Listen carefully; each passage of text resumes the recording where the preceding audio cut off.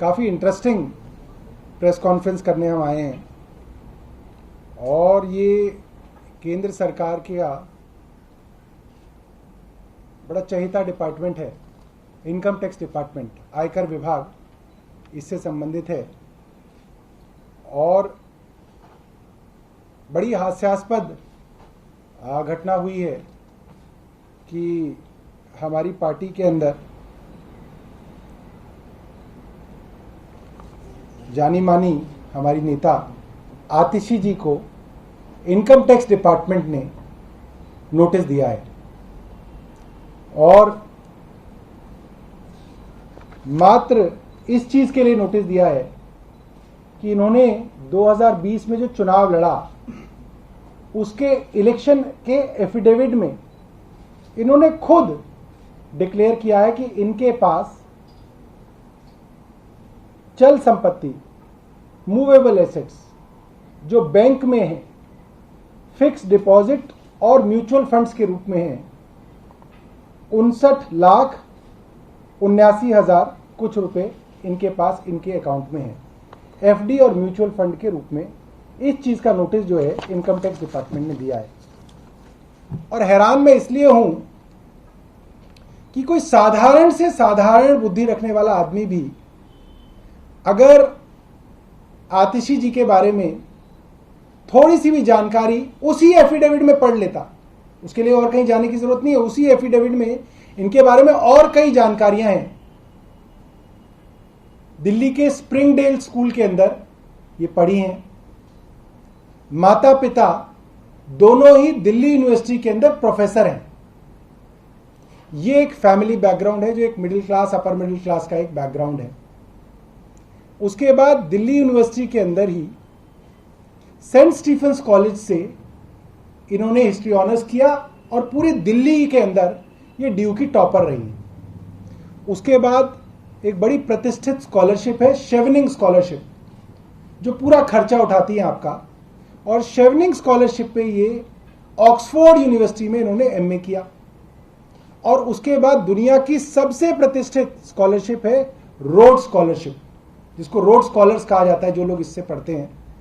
उस स्कॉलरशिप के अंतर्गत इन्होंने ऑक्सफोर्ड यूनिवर्सिटी से एमएससी किया एजुकेशन के अंदर।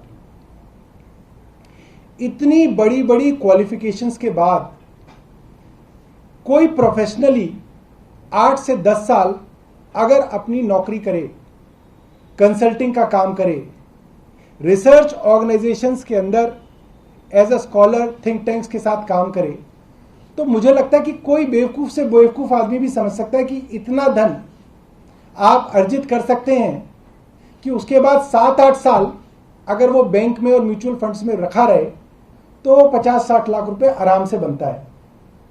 और सबसे मजेदार बात यह है कि ये जितना पैसा इनके एफडीज और म्यूचुअल फंड्स में है वो सारा का सारा पैसा 2012 से पहले जमा कराया हुआ है। आप सबकी जानकारी में है कि 2012 में अक्टूबर में आम आदमी पार्टी बनी। देखिए, आप और हम पिछले 6 साल से 7 साल से जब से आम आदमी पार्टी राजनीति में आई है, ये तो बार बार देख ही रहे हैं कि किस तरह से आम आदमी पार्टी के नेता, उनके एमएलए, उनके मंत्रियों को परेशान करने के लिए केंद्र सरकार अपनी हर एजेंसी का प्रयोग करती है। चाहे वो सीबीआई की रेड्स हो, चाहे वो दिल्ली पुलिस, चाहे वो एनफोर्समेंट डायरेक्टरेट हो, और चाहे इनकम टैक्स की समन्स और इनकम टैक्स की रेड्स हो। केंद्र सरकार ने अपनी कोई एजेंसी नहीं छोड़ी है जिसके माध्यम से वो आम आदमी पार्टी के पीछे पड़ी रहती है। चाहे आम आदमी पार्टी के नेता हो, चाहे दिल्ली में चल रही हमारी सरकार हो, लेकिन उनकी हर कोशिश के बावजूद इतने सालों में वो एक गलती नहीं ढूंढ पाए हैं, एक केस नहीं सस्टेन कर पाए हैं आम आदमी पार्टी के किसी नेता के खिलाफ। ये जो इनकम टैक्स का नोटिस है, ये भी उसी में अगली कड़ी है जहां पे भाजपा को लगता है कि वो जो पढ़े लिखे लोग राजनीति में आते हैं जो प्रोफेशनल लोग राजनीति में आते हैं उनको इन नोटिसेस के माध्यम से डरा सकते हैं, धमका सकते हैं और चुप करा सकते हैं। मैं भाजपा की केंद्र सरकार को कहना चाहूंगी कि हम आपकी धमकियों से डरने वाले नहीं हैं। हम लोग, चाहे मैं हूं, चाहे सौरभ हैं, चाहे हमारे पार्टी के बहुत सारे नेता हैं जो अलग अलग फील्ड से अपनी नौकरियां छोड़ के राजनीति में आए हैं, इसलिए आए हैं क्योंकि हम देश की राजनीति बदलना चाहते हैं और भाजपा की इन खोखली धमकियों से हम डरते नहीं हैं। दूसरी बात, भाजपा के नेताओं के पास कुछ छुपाने के लिए होगा, क्योंकि उनके पास और उनकी पार्टी के पास संपत्ति कैसे आती है ये किसी को बताने की जरूरत नहीं है। हमारे पास एक भी चीज छुपाने के लिए नहीं है। जिस तारीख को इनकम टैक्स डिपार्टमेंट बुलाएगी, जहां बुलाएगी, जितने सालों के वो बैंक अकाउंट्स के डिटेल्स चाहेंगे, हम एक एक कागज में लेकर जाऊंगी, क्योंकि मेरे पास छुपाने के लिए कुछ नहीं है। और मैं भाजपा को ये चैलेंज देना चाहती हूं कि जिस तरह से हम अपने सारे बैंक अकाउंट्स, अपनी सारी प्रॉपर्टी को पब्लिक करने के लिए तैयार हैं, क्या भाजपा के नेता भी ये करने को तैयार हैं?